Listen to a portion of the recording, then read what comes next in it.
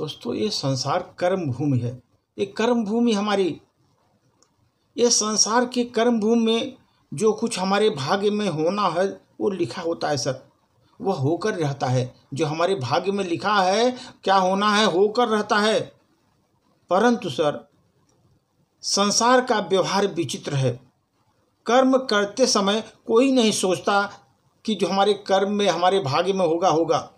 उसका फल भोगते समय हर कोई शिकवा शिकायत करता है कि पता नहीं परमात्मा मेरा दुश्मन क्यों बन गया, मुझे इतनी कठिनाई क्यों दिया, इतना परेशानी क्यों दे रहा है।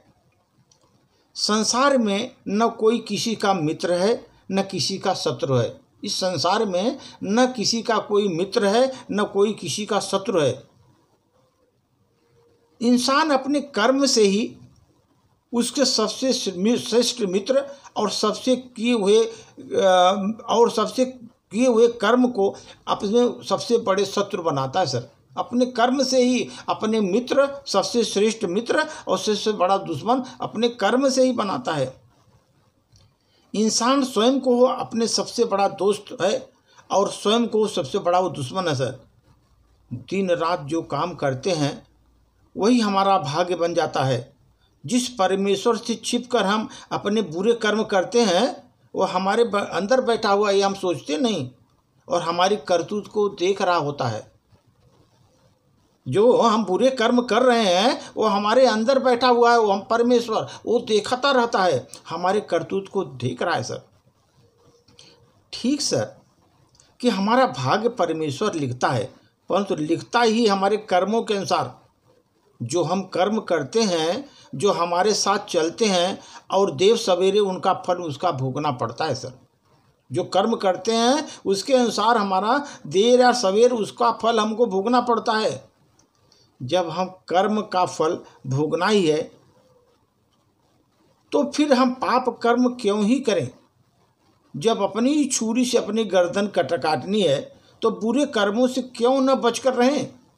क्यों न इस जीवन को मानवता की सेवा, परोपकार की और धर्म की रक्षा करें सर।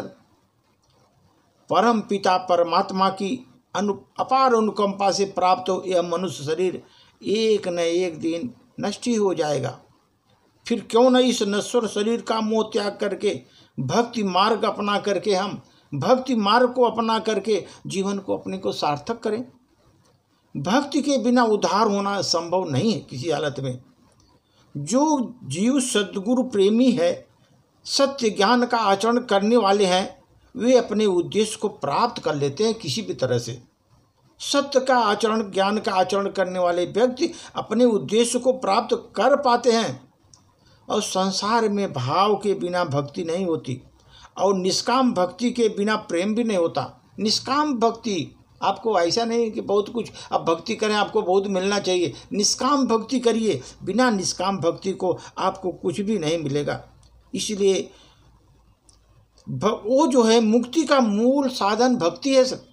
मुक्ति का मूल साधन भक्ति है। इसलिए आदमी को फल भोगते समय हर कोई को शिकायत यही करता है कि मेरा कर्म ही खराब है, लेकिन अपने कर्म पर कभी नहीं ध्यान देता। जब तक वो अपने कर्म को सही नहीं करेगा, जब तक अपने कर्म फल को भोगना ही है उसको है, इस तरह का अपने सोच नहीं रखेगा, तब तक वो अच्छे कर्म ही करेगा, बुरे कर्म की तरफ जाएगा नहीं। इसीलिए कभी भी ध्यान रखिए कि अपने संसार में भाव के बिना भक्ति नहीं होगी, निष्काम भक्ति के बिना प्रेम भी नहीं होगा, और मुक्ति का मूल साधन ही भक्ति है। जब तक आपको भक्ति नहीं है, आप मूल साधन जो भक्ति है, जब तक भक्ति नहीं आपको मुक्ति नहीं मिलेगी। धन्यवाद।